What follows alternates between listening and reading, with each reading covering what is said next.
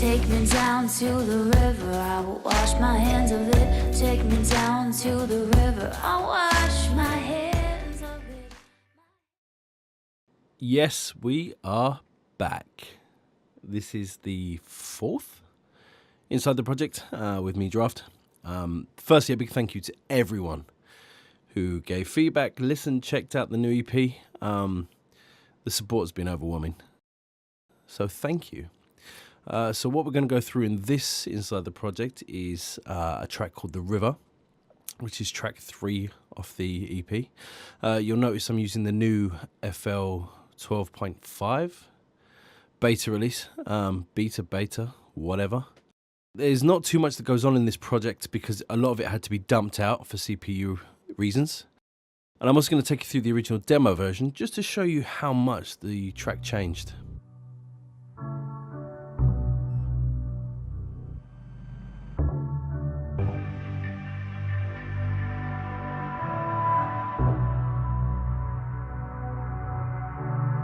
Last night I was levitating, counting the cracks in the ceiling pane. I know you don't understand it, baby, but I don't care if you can. Take me down to the river, I will wash my hands of it. This original version had a really weird swing on it that was almost gospel in its delivery, really soulful. I mean, I always wanted to do an alternate mix of it, but that's not for today. And a much newer version. It's a bit more expansive, this one. Abby's vocal was a lot more pristine as well. As you can tell, we worked through a few versions. Last night I was levitating, counting the cracks in the ceiling pane. I know you don't understand it, baby, but I don't care if you can. Take me down to the river, I will wash. So this version is a bit closer to the final that made the release. It has the shuffle and the sway that I incorporated in the release version, which you'll hear now. Take me down to the river. There's certain percussive elements that were kept in but really broadened and expanded upon.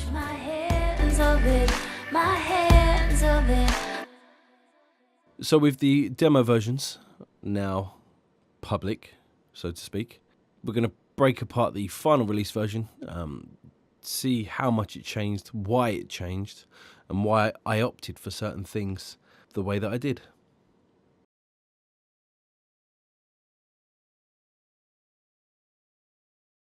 So before we dive right in, if you hear some static or a swirling, moving noise in the background of the mic, that's my fan, because it's bloody hot in here and I don't want to pass out midway due to exhaustion. So anyway, the drums, they changed rapidly from the originals, as you heard. I wanted to keep the swing that the originals had, but I also wanted to bring it to a wider audience with that more acoustic kind of Timberland sound. So the percussion beds were large 3-minute files that were broken down into loops. One was a tom-based loop, the other was a snare-based loop, and the other was just like some small minimal percussions that added a bit more tonality to the groove with their rhythmic patterns. The processing on each was pretty minimal, just some EQ and some transient work here and there. They were all bussed together, where I had an instance of glue just to mesh them together. There's a Pro MB from FabFilter, which is routed externally. That's actually going against the vocal. And there's also a stereo enhancer, which I try to refrain from doing too much, but just for sake of space and trying to bring something new to it, I laced it on the bus, I spread everything out, and as you'll see through the new gen Visualizer 2, available now, plug, you'll see that the mix was wide, and it gave a bit more of an engulfing, cinematic sound. So in regards to the Pro MB, if I include the vocals back in, you'll hear how the vocal takes prominence over the percussive beds, because I initially wanted the vocal to take center stage almost, and let the drums sit widely around it.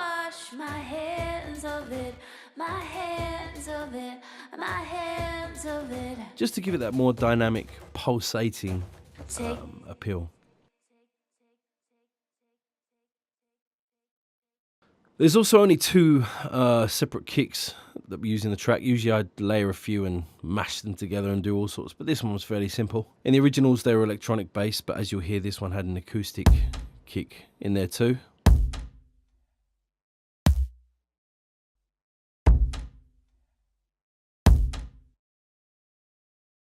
The electronic kick soloed. The electronic kick merely had a bit of saturation on it, just to give it a bit more whack, a bit more pop. And the acoustic kick had some EQ work. The low mids and the low end really got pulled back a fair bit, and the mids were just pushed out so it'd sit around the electronic kick without taking too much detail out of the acoustic kick itself. So when the kicks are back in with the percussive beds, you'll hear that they're fairly restrained. They don't dominate the track too much, because this track required cohesion more than marvel or engineering superiority or whatever. So to coincide with the kick drums, I wanted the claps to have a bit of pop about them as well. The main clap is slightly offset, which contributes to the swing, and a delay clap adds a shuffle which progresses throughout the tune. The main clap is a wood block with some additional perks layered on it. It's one from an old project that I never saw the light of day, so I thought I'd reuse it. It has some saturation and EQ on it. Dry, it's relatively tame. Now the delay clap was a strange one. It was something that I tried and I ended up keeping from the original versions. It has a reverb and delay that increases basically as it would progress through the tune before I dumped it out. You'll also notice the fruity peak controller. Let me just get there so you can hear what it does. So the peak controller was there to control the level on the breakdown section, because I wanted to bring the delay clap back in for a bit of added effect basically.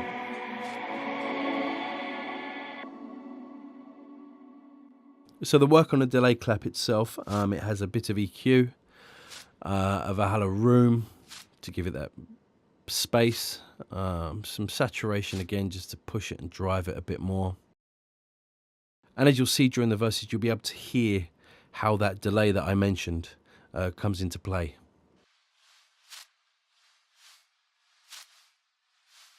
It was just a subtle addition that I felt could really, I mean, if you find it and you hear it, perfect.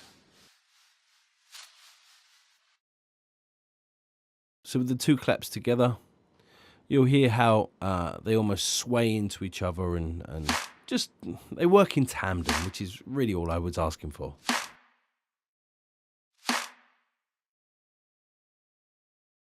You'll also notice there are some cymbals that we used in the track. Crashing a ride, really. Some reverb and some EQ.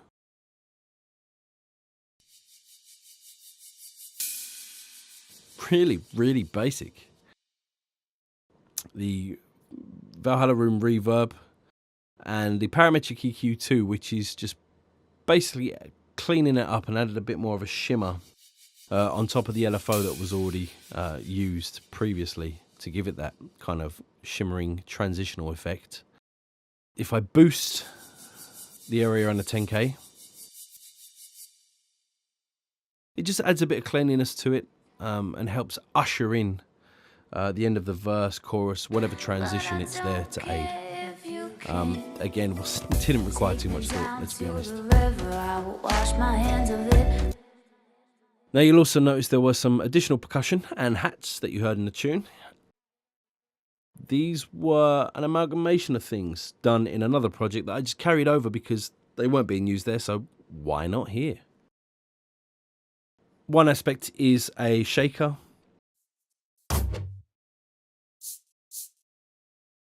And the main groove assisting rhythm that is used throughout the chorus and the odd other sections. There's a combination of a tabla drum, some toms, a bit of Foley work.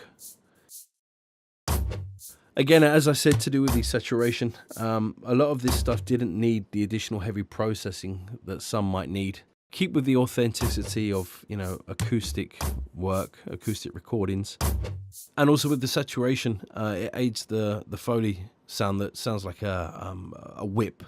And that really works when pulling the kick back in. It gives it a grimier, kind of rugged sound that I always love to utilise. Now there's also some rides, which were taken from a sample pack, a drum and bass sample pack. I believe it was from one by Break, who is your favourite producer's favourite producer. Legit bad man. And they kind of just sit underneath. They're panned using the Haas effect, which I love to use. Offset slightly against each other when put in mono, and obviously hard panned. Each channel had zero processing on it until I got them bussed together, where there's an LFO, some parametric EQ, and a reverb, which when dry, they sound like this.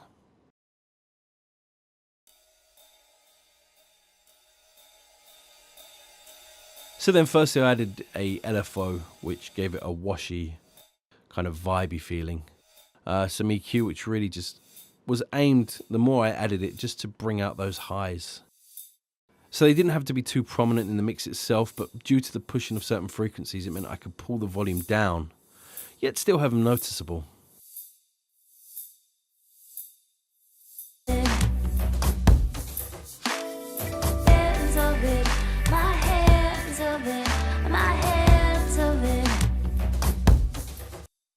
So when I solo them,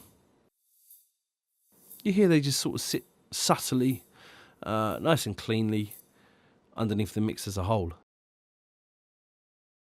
So if I start adding back in all the parts that we use in the drum track, we can hear how they were glued together, how they sat well, and just complemented each other. Because again, this tune was all about vibe, cohesion, not bloody sonic, being a sonic masterpiece in terms of engineering or sound design.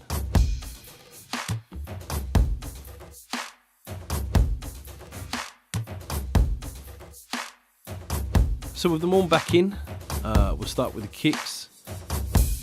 Kicks obviously mono, stuck them straight down the middle. The percussive beds add a bit of width, and then all together, it's really wide in some aspects, but this was a tune that I wanted to really defy the norm, just create this really expansive, immersive tune. And it started with the drums, and once I had the foundation of the drums, it just went from there.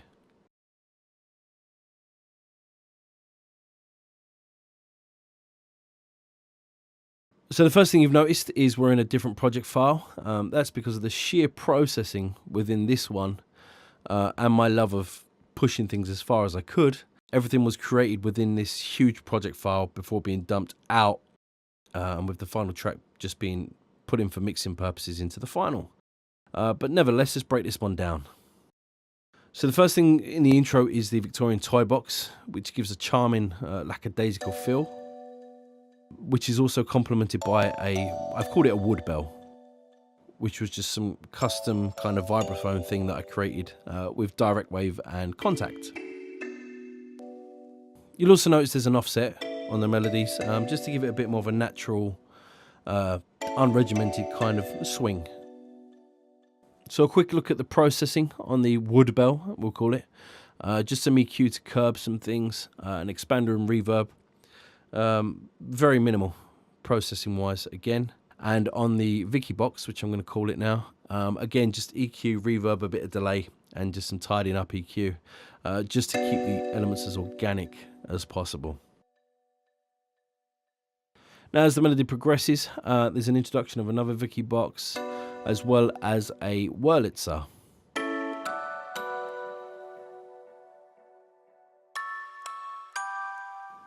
Victoria box, again EQ, a bit of reverb, just really bringing out those highs. And in regards to the Wurlitzer, it just adds an air to the vacant frequencies of the melody, helps really pad out that space. Processing wise, it's similar to the others with its EQ and reverb, except that this one has some saturation on it, just to help it sort of cut through and pierce through a tiny bit more, make it a bit more obvious in the mix rather than settling in and just nestling in. So together with the Vicky Box and the wood bell, on the visualizer too, you'll see just how all those upper frequencies are kind of nicely filled without being too piercing on the ear. So even though they're filling up those upper frequencies, they're still not taking too much of center stage. I knew obviously there was going to be a vocal at some point, so I had to be cautious and show a bit of restraint. There's also a glockenspiel, which adds as a counter melody, just another dimension in the layers towards the end of the track as it progresses. Boost the gain up a bit so you can hear it a bit more clearly.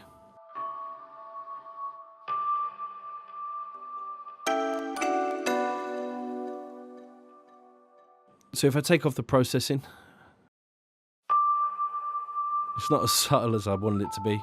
So the first EQ brings it back a bit. There's some delay, some reverb, and finally an EQ, which again just pulls back the offending frequencies a bit more. And obviously pulling back in that area gives it a bit more width, I found in the stereo mix. So in conjunction with the Vicky Boxes and the Wurlitzer, it just adds a little pad as a counter melody around it. Now there was also a couple of effects that I used just to keep interest in the tune. One is called Organ Stuttered and the other is a glitch effects. This is what the glitch effect sounds like. This again, minimal processing, just a bit of EQ to bring out certain frequencies. Used sparingly throughout the tune, just mainly as an effects tool, not to add anything too distracting to the tune. And the overdriven organ sound with the stuttering effect, just to signal a transition. Just some light EQ work. Again, little processing. You're noticing a trend here. Obviously switched it up a couple times, so it's not too repetitive.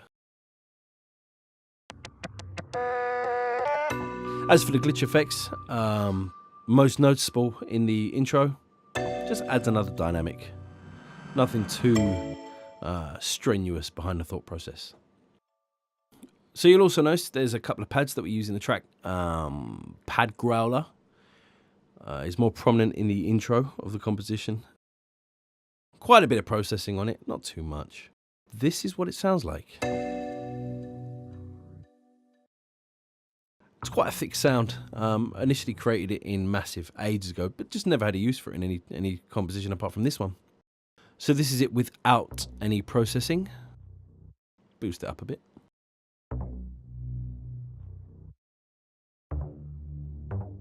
It's quite a thick, consistent sound.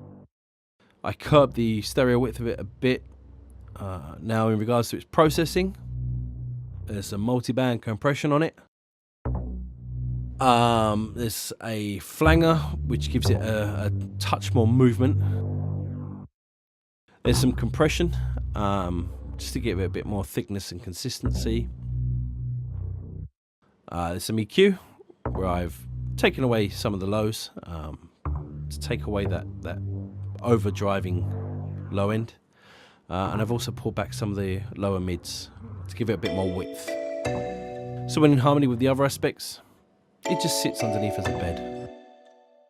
Now you'll also notice something called Pad Distorted, which has some processing on it.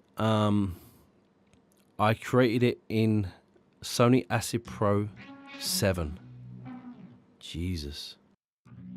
So a lot of the artifacts in the distortion come from pitch bending it and stretching it, basically. So without the processing, I had an OTT to drive it a bit more. Again, another flanger for movement.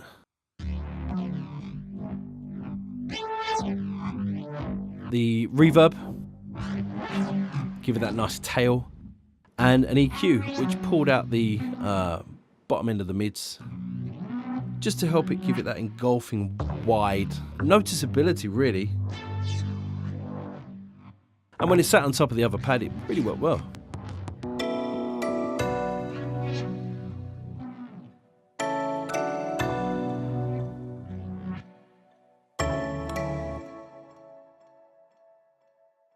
So there's also the pad glitched, which if I solo and turn it up a bit, you'll be able to hear it a bit clearer. Don't ask me how I made it. I cannot remember. Again, it was from Acid Pro. So when used all together with not just the pad growler, but everything else, it was a nice, almost screeching kind of counter melody that blended well with the harmonics, which we'll get to later. Processing wise, again, just some EQ and a reverb, just to give it a bit of width, a bit of dimension, fill up the, not unused, because every space would get filled, every frequency, but just something to add a new dynamic and give it a bit more richness in its sound.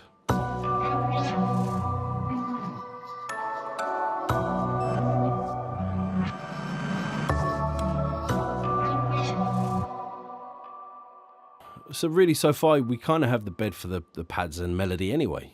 But I did feel there was certain areas that need a bit of expansion, a bit more work, and a bit more life and dynamism brought to them. So I started to utilize things like Wurlitzers and Absinthe, VST. So let's take them apart now. So the first, the Wurlitzer.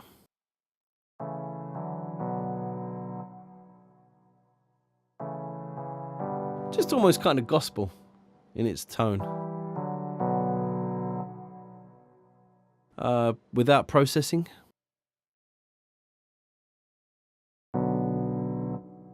So the first thing I put on was OTT to give it a bit of grit. Some EQ just to curb frequencies again. Another EQ to pull certain areas back even further. And yep, another EQ to pull back some parts even further. Our instance of Valhalla Room Reverb rather, and again, a final EQ just to put it back to help it sit in the mix a bit further away, so it just lay under things rather than on top of things. And the instance of Absinthe, which really was the start of the track to begin with, in terms of writing the melody. Stereo enhancer, some EQ and some reverb, and again another EQ. Off. On. The EQ takes out the lower mids, and again they're pulled back in later on with the other EQ. Again, the Absinthe pad sits around the Wurlitzer, so the Wurlitzer can pierce through. And with everything else brought in, they fill up those lower frequencies just between the pads and the Vicky boxes to give a more robust, rounded sound. Now, when the track was approaching the bridge, it had a holy kind of gospel sound to it. So I used another instance of Absinthe to really highlight that with some, again, minimal processing.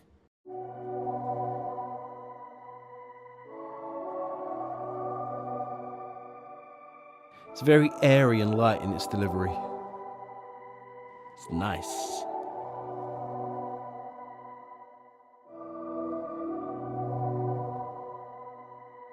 And no processing.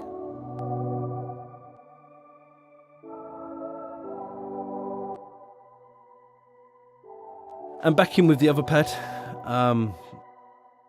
They had a bit of density, yet almost spiritual kind of feel to the track. And you'll also notice sub-mids, which is another weird, oddly distorted sound.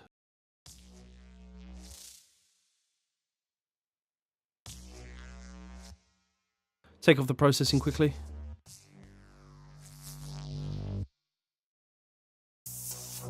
Fair bit of movement on it. It's almost, like a drum and bass kind of neuro Reese kind of thing.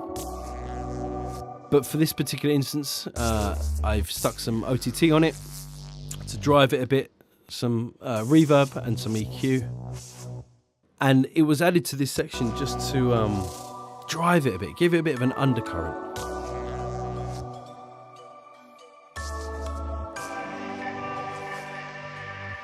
It's used pretty sparingly throughout the track. It's used in the verse to highlight the fact that it's the second verse. But as you can tell, it's really restrained, almost unnoticeable if you didn't know it was there. And then finally, as the track approached the bridge, I needed something else, another counter melody. Bloody love a counter melody. And this is a soda flute, which is literally someone blowing into the top of a bottle.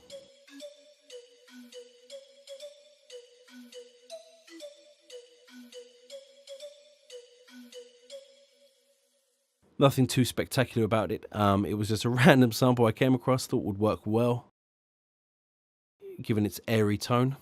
If I strip off the processing, bit of drive, some EQ and delay, another bit of EQ and some more EQ. I also took the panning off center slightly because it really bugged me.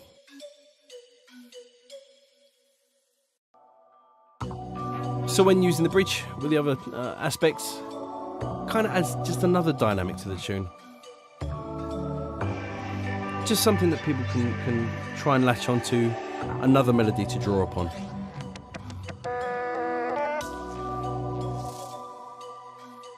And now, finally, we're coming to arguably my favourite part of the whole track, aside from Abby's vocal, was the harmonics. Using the Haas effect, they're bussed together with some processing.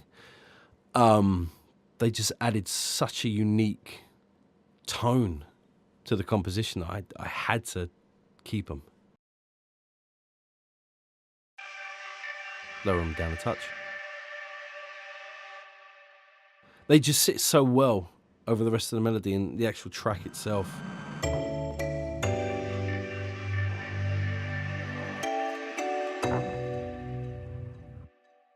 Fairly simple. There were harmonics that I recorded on the guitar.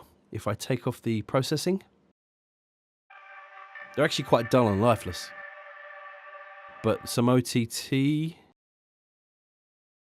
boost the high end and give it a bit more drive. There's some EQ on the high end. A instance of reverb, Valhalla Room, where I've increased the decay. And a final EQ where I've just really pushed those frequencies to give it an airy kind of spiritual feel. They sat so nicely, so nicely.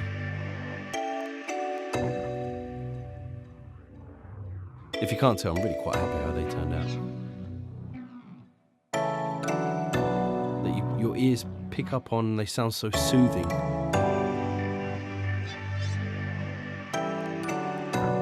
Yeah, just bloody love them, mate. Now, there's also a reverse effect that I created on in Guitar Rig. It just sits with the harmonics and just adds a little bit of tonality to them to really emphasize a melody you can kind of draw upon. I wanted to treat it as a counter melody. Very minimal processing on it, just some EQ and a reverb. Nothing spectacular. Just something to help the harmonics as the melody would progress through each section.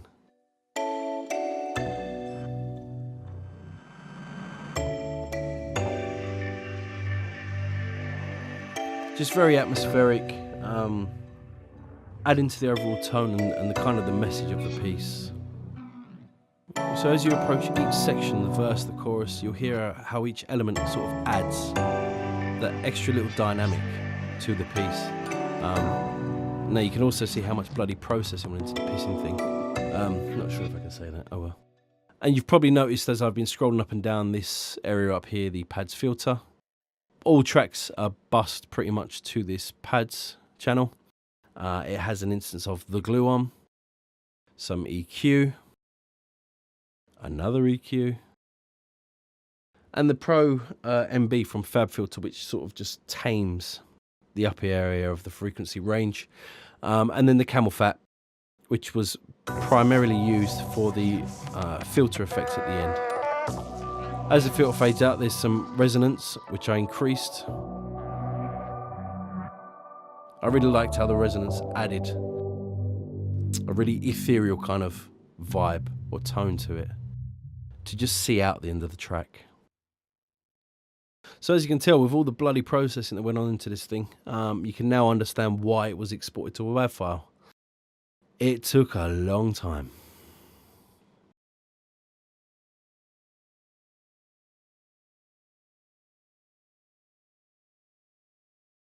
So the sub is arguably the easiest, quickest breakdown of this whole video.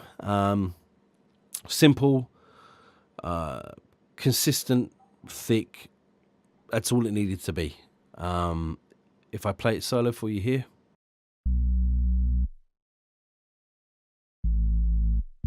It's robust, just provides a stable velocity. There's a Pro MB on it, which is externally triggered. And if I load up the visualizer, you'll see what I mean by the thick, stable velocity. So when the notes change and the frequency goes up or down, you still have that perception that it's the same volume. Very simple technique. I just wanted to try it and see how well I could use it effectively. So an old preset I have in Massive, which kind of basically resembles this, 3 oscillators, all sines. That should actually be a formant. First and third oscillators use the formants. There's detuning of -24 on all 3, but obviously pay attention to the offset on the semitones. It's fairly straightforward. Once all 3 are together, they add a thickness. With the processing of the saturation and the EQ off, you can hear that movement. So what I usually do is just add some saturation to thicken it out a bit, to taste obviously, and then I throw on the instance of Pro Q2 and EQ to taste. So you get the drive from the saturation, yet you can curb unwanted frequencies with the Pro EQ2. You're basically just saturating sine waves, which give it a bit more thickness.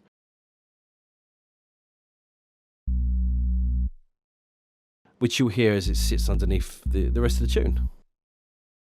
Take me down to the river, I will wash my hands of it. Take me down to the river, I'll wash my hands of it. My hands of it. So again with the visualizer, you notice the kick is really taking main focus, really driving it. But the sub still sits there, it's noticeable, it's audible, even when the frequencies of the notes change. It's still there. And as I said, quickest breakdown ever.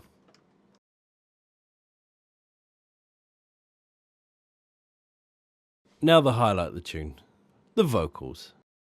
Abby Diamond is a dream. She absolutely delivered on this. You'll notice there's a fair bit of processing on top. Some automation of reverb envelopes and things like that. We will get to them later. There's quite a few tracks in here. Looks relatively organized. A lot of them are used for stereo effects. So let's just dive in. So the first thing you hear in the track is what we call spooky ad-lib. If I take the processing off. Spooky ad-lib was originally pitched up. I pitched it down and rendered it. I pitch it back up, this is what it sounds like.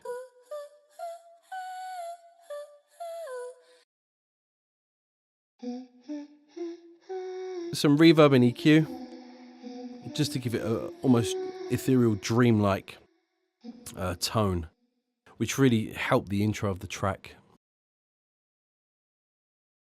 Now onto the lead, which as you'll see is the most prominent of the lot in the track. If we go through the first verse. Last night I was levitating. It's not completely mono. I wanted part of her voice to sort of leak out into the stereo field. Some EQ work. There's a Pro MB, which just uses the standard preset. The reverb, which when dry. And some EQ. Another bit of EQ just to curb some certain areas. And then a compressor, just to sort of keep it all within moderation of itself. Take me down to the river, I will wash my hands of it. Take me down to the river. This process didn't need to be split across the chorus or the verse. Her consistency throughout was just phenomenal. So we also have a verse double, which is basically a really heavily reverbed whisper that sits behind the lead, just to add a little dimension to it. I know you don't understand it, baby, And then in case you notice that, there's this little lowered, If you can, yeah, if you a little can. subtle ad-lib as well, which I really just felt helped usher in the chorus. But a lot of this was to do with transients and how each vocal part would play against each other. So verse 2, pretty much the same as verse 1, although there are additional vocals that sit kind of either side of it. The processing is exactly the same chain on the second verse, even though they are from separate files, which is mad. And the additional vocal takes that sit around side it were just merely for padding purposes, to give it that dreamlike delivery to the listener.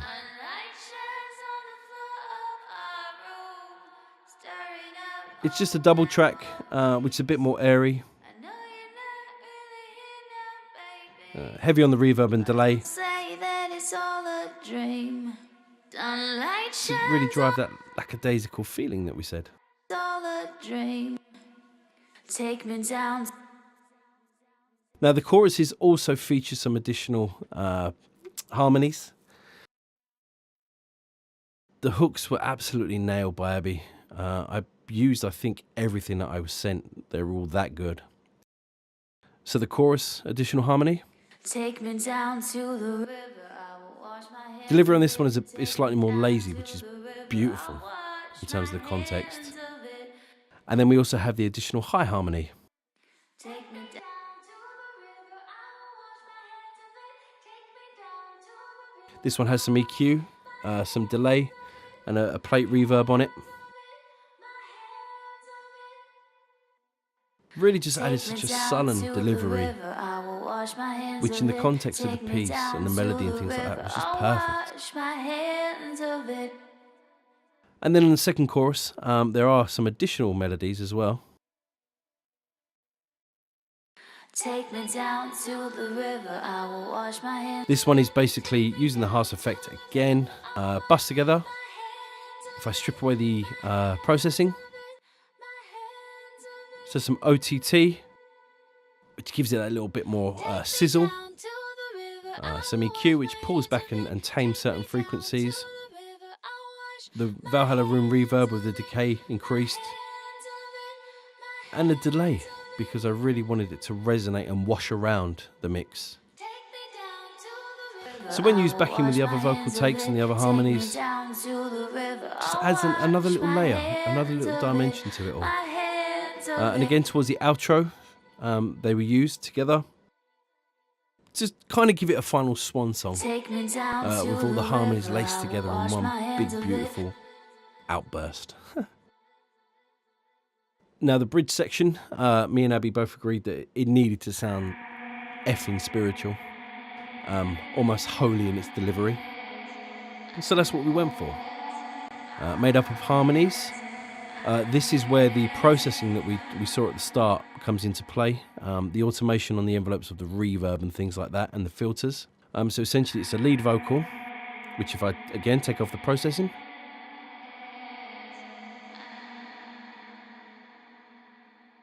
which is bussed to a chain which is pretty much all automation.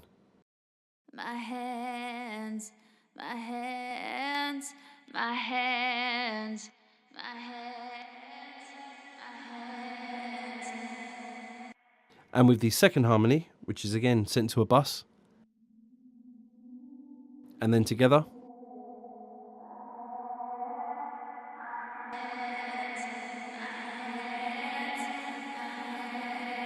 And then you'll also notice there's a couple of other tracks which come into play. There's one lead, which is very faint, very, very heavily reverbed. And two that are also routed to the Vox bus, hard panned. And all together. So it basically gave off a huge reverb that you would expect to hear in a big church or a cathedral, which is what we tried to achieve when we said we want it to be spiritual. There's also one additional vocal take in that section, which you'll recognise from the intro. It was just something to sit underneath as well, almost as the hook It's something that you hum, you can instantly catch and recognise and hum. And probably find yourself humming without realising, like I've done so many times. So then, in keeping with the spiritual side of things, that section needed something else, just a little bit more. So in the pad section, we broke down the absinthe pad. So I created an additional one, which without the processing,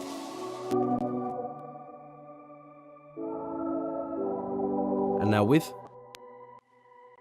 So when sitting underneath the vocal, it really kind of heightened the emotion and the emotive message about giving something very spiritual, very transcending.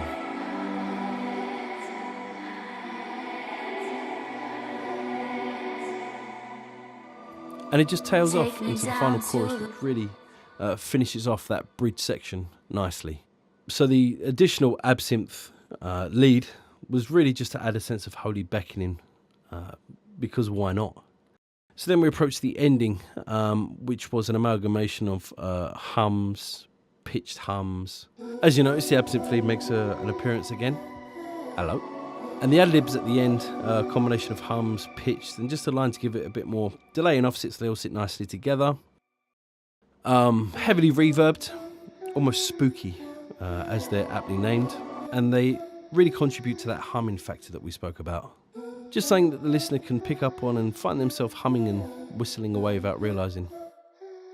As you notice, there are a couple of bits that have been bussed together.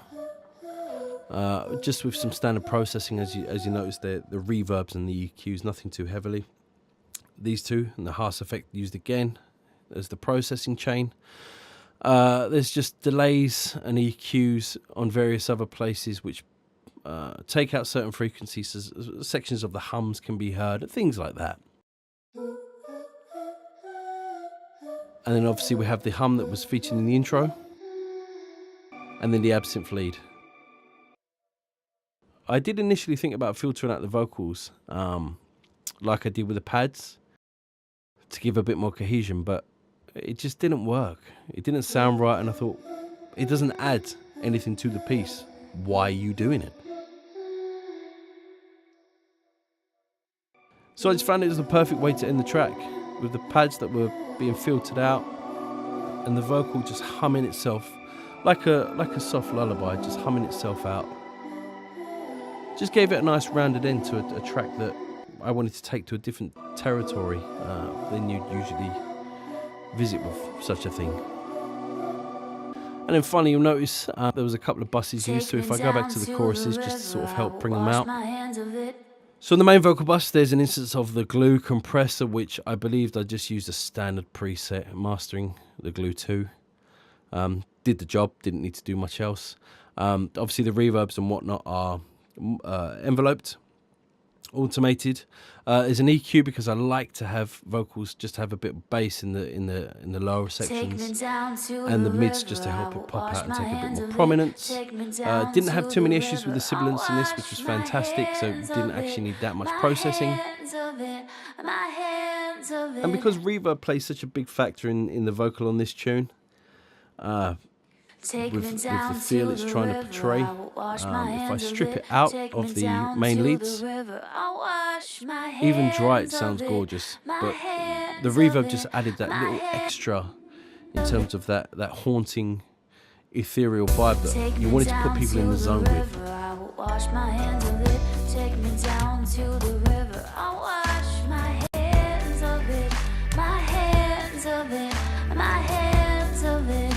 So that was the project. As you can imagine, a hell of a lot went into it. The vocals alone took some processing. This was actually one of the tracks that was at least 4 years old, I believe. And I think this might be the longest inside the project, so I'm out.